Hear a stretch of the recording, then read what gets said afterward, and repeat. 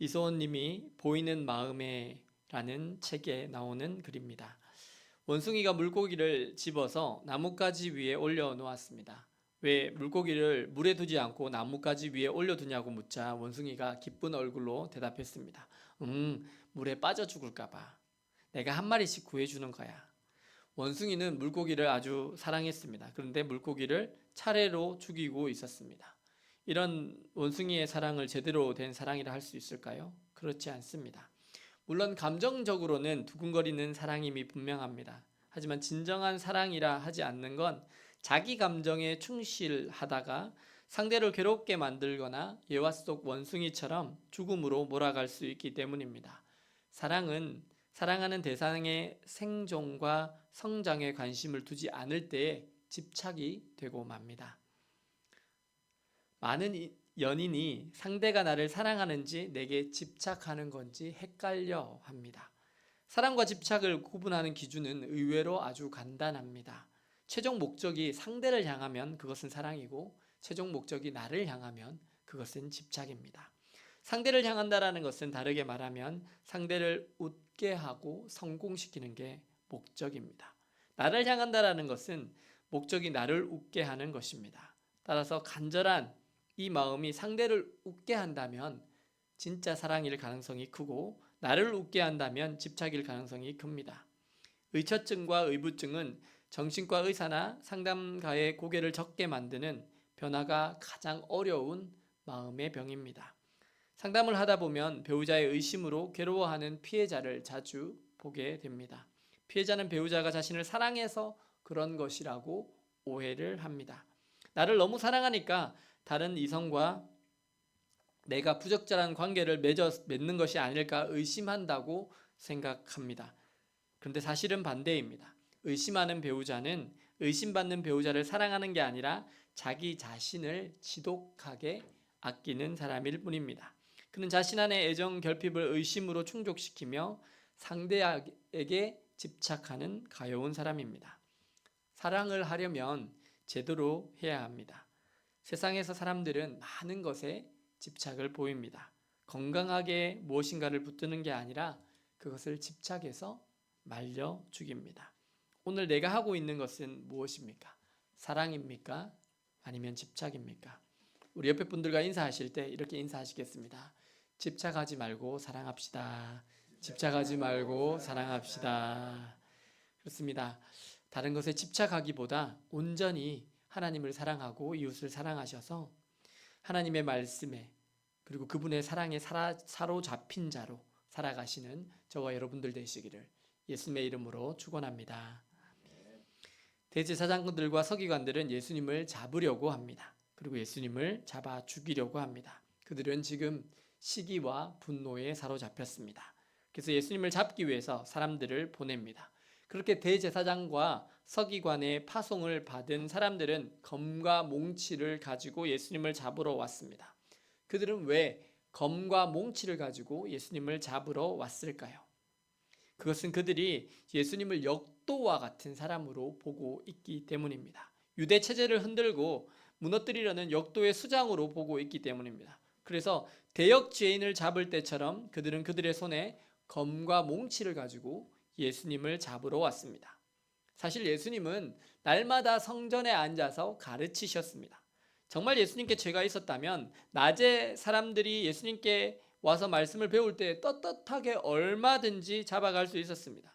그런데 대제사장들과 서기관들은 그렇게 하지 않았습니다. 일부러 은밀하게 밤에 검과 몽치를 사람들에게 쥐어 주었습니다. 그리고 그 사람들은 검과 몽치를 붙잡고 예수님을 잡으러 갔습니다. 무슨 이유였을까요?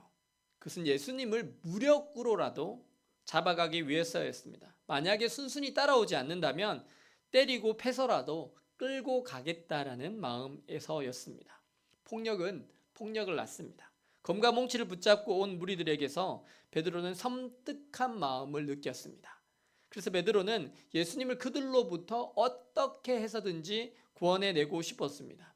그래서 베드로는 주머니에 갖고 있던 칼을 붙잡았습니다. 그리고 그 칼을 번개같이 꺼냅니다. 그리고는 칼을 힘껏 잡고는 대제사장의 종의 귀를 베어버립니다. 왜 베드로는 칼을 잡고 휘둘렀을까요?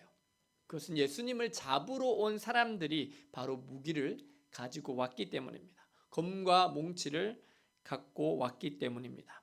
우리는 상황에 따라 간혹 많이 휘둘립니다. 교통사고가 갑자기 났습니다. 과실 비율이 비슷합니다. 근데 상대방에서 큰 소리를 지르고 갑자기 내 잘못인 것처럼 모든 것을 덮어 씌우려고 하면 어떻게 되죠? 갑자기 나도 화가 나는 거예요. 그러다 보면 나도 모르게 싸우게 되는 경우가 있습니다. 적반하장을 하고 모든 것을 내 잘못으로 덮어 씌우려고 할 때 우리도 모르는 사이에 그 사람과 대응하게 되면 분노에 사로잡히게 되기도 합니다. 또 어떤 사람들은 도로 위에서 분노 조절을 잘 하지 못하는 사람들도 있습니다. 그냥 뒷차가 그냥 신호를 놓쳤으니까 빵 한번 한 것 가지고 보복 운전을 합니다. 차선을 막 넘나다니면서 가지 못하게 합니다. 그리고는 차를 가로막고는 내리라고 하고 욕설을 하고 심지어는 막 트렁크에 또 골프채 같은 것들을 갖고 다니면서 꺼내가지고 상대방의 차를 망가뜨리는 사람도 있습니다. 그럴 때는 어떻게 해야 될까요? 그럴 때는 대응하지 말고 문을 다 잠그고 빨리 경찰에 신고하는 것이 좋습니다. 만약 상대하게 되는 순간 나도 범죄를 저지르게 될 수 있습니다. 베드로 역시도 별반 다르지 않았습니다. 그는 다혈질인 것으로 보입니다. 그리고 그의 혈기는 이렇게 검과 몽치를 가지고 예수님을 잡으러 온 무리들을 절대 용서할 수 없었습니다. 그래서 베드로는 담대하게 칼을 빼서 휘둘렀습니다. 그리고 그 순간 피가 파파박 튀면서 비명소리와 함께 모든 것이 순간 정지되었습니다. 예수님께서는 그 순간 도망가실 수도 있는데 칼을 휘둘렀던 베드로를 꾸짖으십니다. 오늘의 내용은 마태복음 26장과 누가복음 22장에도 기록되어 나옵니다. 마태복음을 기준으로 볼 때 예수님께서는 칼을 휘둘렀던 베드로를 꾸짖으십니다. 우리 마태복음 26장 52절 말씀 함께 읽겠습니다. 이에 예수께서 이르시되 내 칼을 도로 칼집에 꽂으라. 칼을 가지는 자는 다 칼로 망하느니라. 아멘. 그리고 나서 예수님께서 자신을 잡으러 온 무리들에게 말씀하십니다. 너희가 강도를 잡듯이 검과 몽치를 가지고 나를 잡으러 왔느냐. 내가 날마다 성전에 함께 있으면서 너희를 가르쳤지만 너희가 나를 잡지 않았도다 라고 하십니다. 왜 대제사장들과 서기관들 그리고 무리들은 이제야 예수님을 잡으려고 하는 것일까요? 아니, 대제사장과 서기관들은 점잖은 사람이 아닙니까? 오늘로 말한다면 누가 될까요? 목사님과 전도사님 정도가 될 것 같습니다. 그들은 유대교라는 종교의 지도자들인데 왜 예수님을 잡아 죽이려고 할까요? 그들은 지금 무엇인가에 사로잡혔기 때문입니다. 사단은 종종 우리를 하나님 아닌 다른 것에 사로잡히도록 만듭니다. 하나님이 아닌 비본질적인 것에 사로잡히게 하여서 우리가 성령 하나님을 따라서 살지 못하도록 만듭니다. 오늘 대제사장과 서기관들 그리고 예수님을 잡으러 온 무리들도 마찬가지입니다.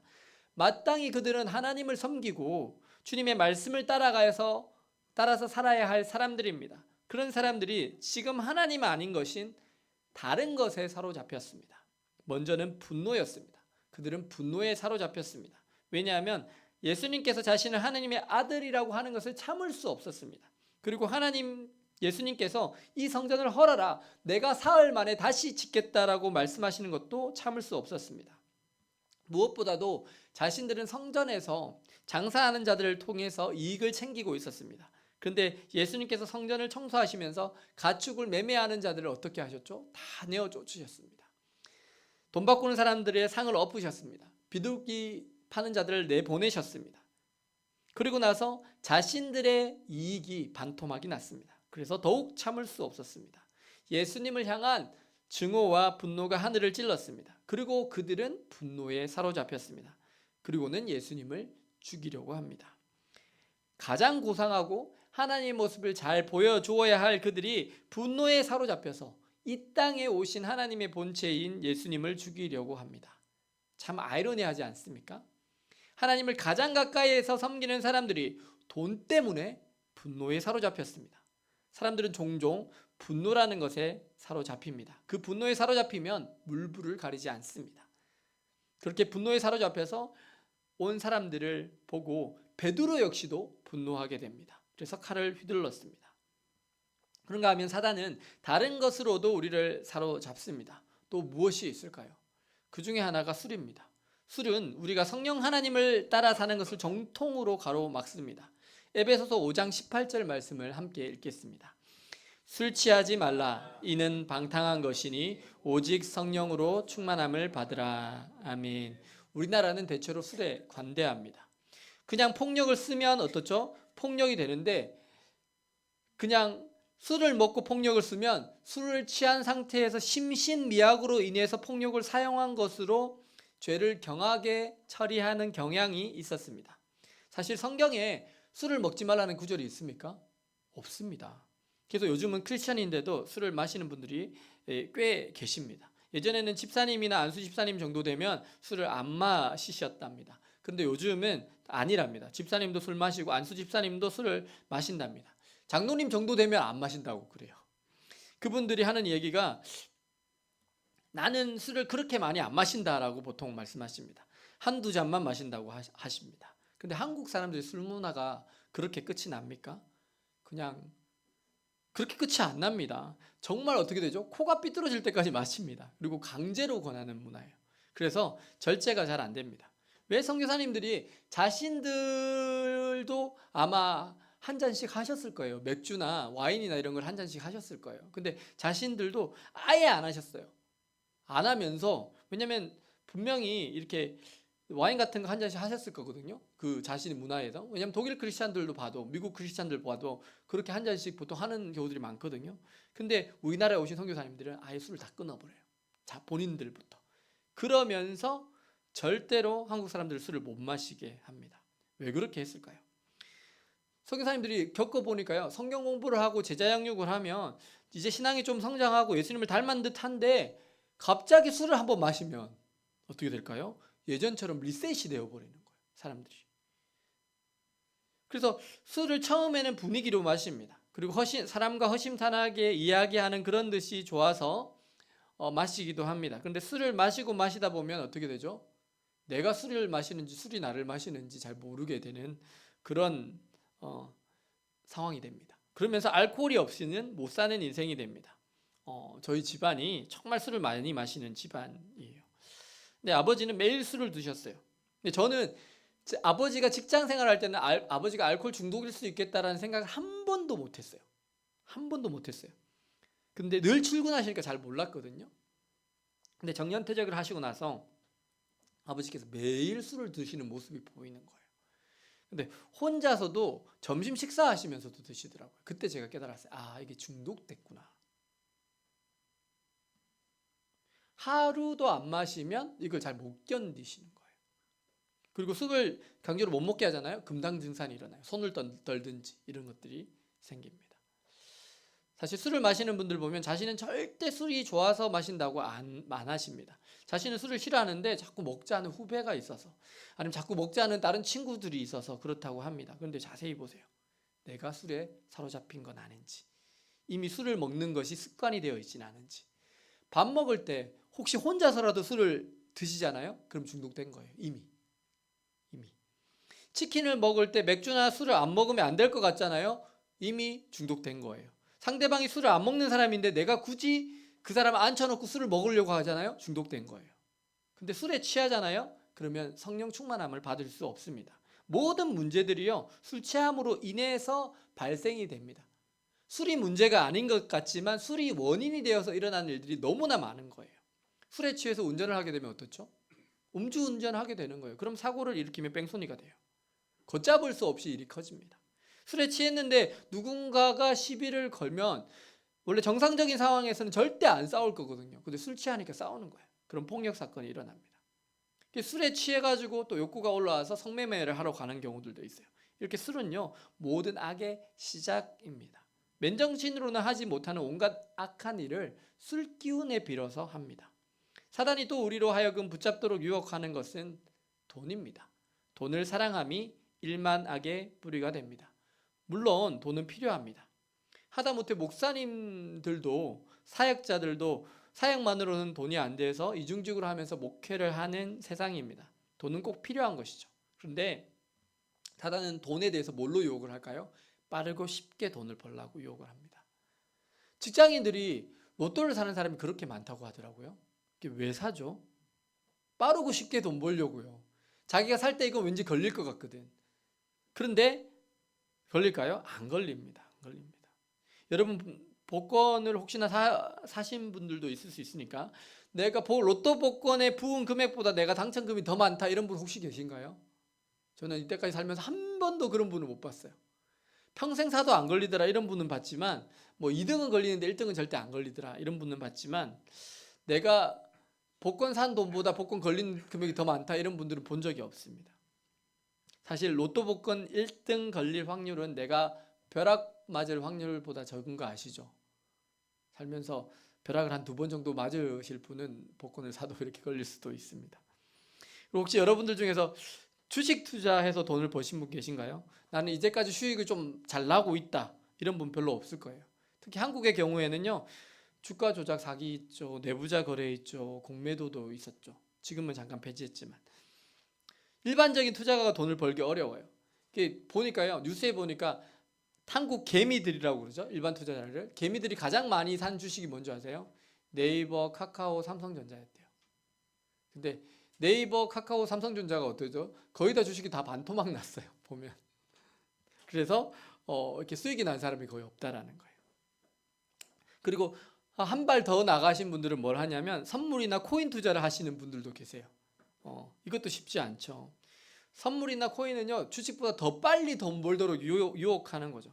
사단은요 언제나 우리에게 빠르고 쉽게 돈을 벌라고 말합니다. 그런데요 빠르고 쉽게 돈 버는 방법이 있을까요? 없습니다. 설사 있다고 하더라도 우리에게 도움이 될까요? 도움이 되지 않습니다. 여러분 쉽게 돈을 번 사람은 어떻게 쓸까요? 돈을요?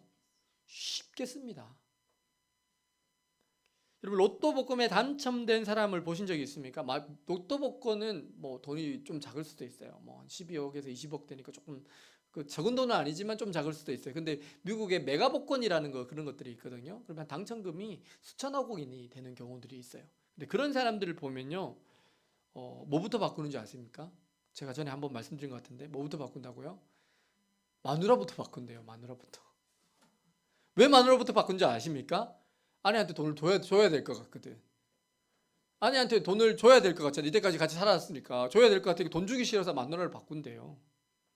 멍청한 짓이죠. 바보 같은 짓이죠. 이제껏 자신을 믿어주고 사랑과 헌신을 해온 조강지처를 돈 안 주려고 바꾼다는 거예요. 망하는 지름길이죠. 그리고는 돈을 어떻게 쓸까요? 자기를 위해서 흥청망청 쓰는 거예요. 그리고 주변에 자신의 비위를 맞추어 주는 사람들.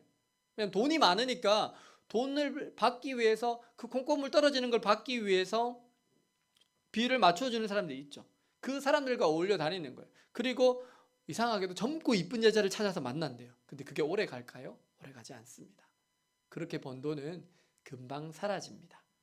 그러면 그렇게 돈을 다 쓰고 나면 이전에 성실했던 생활로 돌아갈 수 있을까요? 못 갑니다. 왜냐면 아내도 떠났고요. 주변에 나를 진심으로 위해주는 사람들은 다 떠났어요. 이미 향락에 길들여져서 성실하게 땀 흘려 일하는 것으로 돌아가려고 하지도 않습니다. 사단은요 도둑질하고 죽이고 멸망시키려고 유혹하는 것입니다. 또 사단이 주는 유혹 중에 하나가 음란입니다. 세욕입니다. 잠언에는 젊은이를 유혹하는 음녀의 내용이 나옵니다. 잠언 7장 13절 말씀입니다. 함께 읽겠습니다. 그 여인이 그를 붙잡고 그에게 입맞추며 부끄러움을 모르는 얼굴로 그에게 말하되. 아멘. 사단은 음란한 것으로 우리를 붙잡으려고 합니다. 그리고 거기 빠지면요 소가 도수장으로 가는 것과 같고 미련한 자가 쇠사슬에 매이러 가는 것과 같습니다. 결국은 화살이 그 유혹된 사람의 간을 뚫게 됩니다. 사사기에는 그렇게 사단의 유혹을 넘어가서 첩을 두게 된 레위인의 이야기가 나옵니다. 음녀에게 미혹되어서 첩을 붙들고 살다가 정작 자신의 위험해지고 자기가 죽게 될 것 같으니까 첩을 붙잡아서 끌어내서 죽게 만드는 레위인의 모습이 나옵니다. 우리 사사기 19장 25절 말씀 함께 읽겠습니다.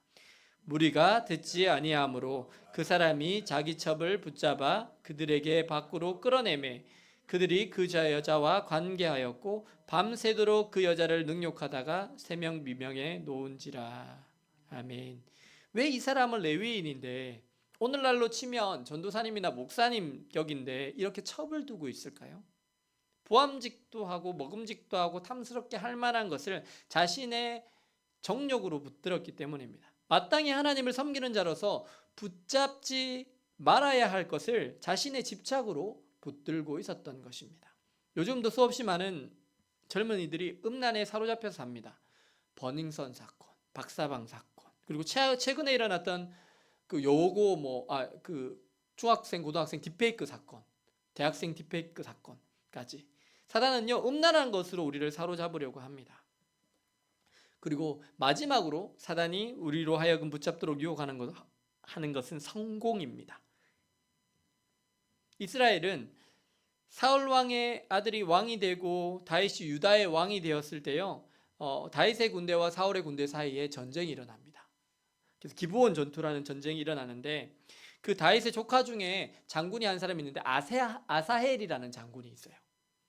그리고 그는 공을 너무나 세우고 싶었던 거예요. 지금 전쟁을 치르는 데 있어서. 근데 아사헬이 발이 엄청 빠른 사람이에요. 잘 뛰는 사람이에요. 그래서 이 사울 군대의 가장 총사령관이 누구냐면 아브넬이라는 사람이거든요. 그래서 전쟁에서 지금 승기를 잡고 이기고 있으니까 이 아사헬이라는 사람이 적장인 아브넬을 잡으라고 막 쫓아가는 거예요. 근데 아브넬이라는 사령관은 얘를 내가 죽일 수는 있을 것 같은데 죽이면 이쪽 사령관 요압이거든요. 요압의 동생이란 말이에요. 그럼 죽이면 이 요압을 보기가 껄끄러울 것 같은 거죠. 왜냐하면 자기도 다윗한테 투항할 마음이 나중에 있거든요. 그러니까 아브넬이 너 나 잡지 말고 다른 사람 잡아, 이렇게 타이르는 부분이 나와요. 우리 사무엘하 2장 21절에서 23절까지 말씀 함께 읽겠습니다.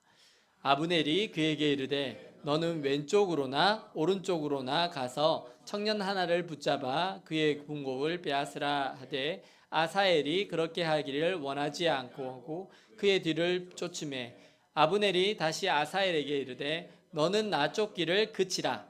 내가 너를 쳐서 땅에 엎드리지게 할 까닭이 무엇이냐. 그렇게 하면 내가 어떻게 내 형 요압을 대면하겠느냐 하되 그가 물러가기를 거절하매 아브넬이 창 뒤끝으로 그의 배를 찌르니 창이 그의 등을 꿰뚫고 나간지라. 곧 그곳에 엎드려져 죽음에 아사헬이 엎드려져 죽은 곳에 이르는 자마다 머물러 섰더라. 아멘. 사단은요 우리를 성공하는 욕구로 달리도록 유혹합니다. 그 성공을 위해서 사람들은 죽어라 달리기도 합니다. 학생 때는요 좋은 학교를 가기 위해서 막 경쟁을 하고요, 이제 졸업을 하면 좋은 직장을 가기 위해서 경쟁을 하고요, 또 직장을 가면 남들보다 빨리 승진하기 위해서 경쟁을 합니다. 근데 그렇게 성공하려고 열심히 쫓아가다가 몸이 망가집니다. 그렇게 성공하려고 죽어라고 쫓다가 가장 가까운 사람에게 상처를 줍니다. 그리고 그 성공을 죽으라고 붙들다가 배신을 당하기도 하고 살아갈 의욕을 잃어버리기도 합니다. 그렇다면 이런 것들 말고 정말 우리가 붙들어야 할 것은 무엇일까요?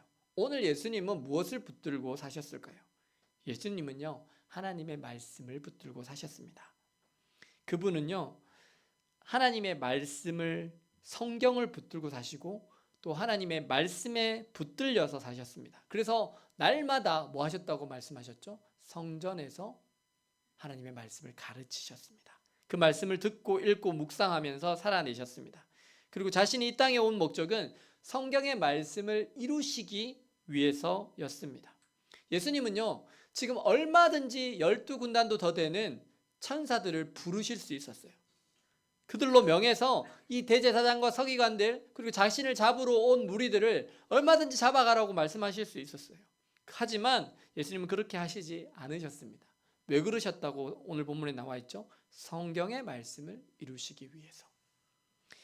여러분 예수님께서 십자가에 돌아가시면서 맨 마지막에 하신 말씀이 무엇입니까? 다 이루었도다. 그 말씀의 뜻은 하나님께서 선지자들 통해서 하신 말씀, 자신에 대해서 하신 말씀을 다 이루었다라는 뜻입니다. 예수님은 오로지 말씀에 붙들린 바 되어서 그 말씀을 이루기 위해서 사셨습니다. 하나님을 정말 사랑하는 사람은 하나님의 말씀을 생명과 같이 여깁니다. 성경의 말씀을 주야로 묵상합니다. 우리 연인들이 서로 사랑하고 한창일 때 어떻게 합니까?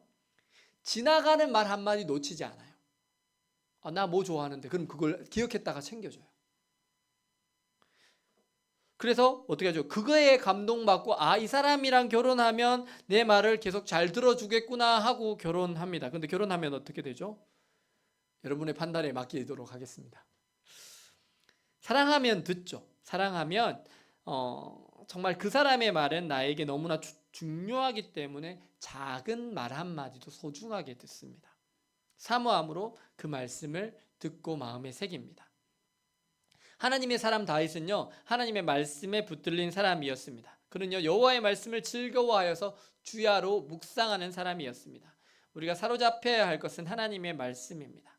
하나님의 말씀이 하나님의 사람에게 임하면서부터 하나님의 역사가 일어납니다.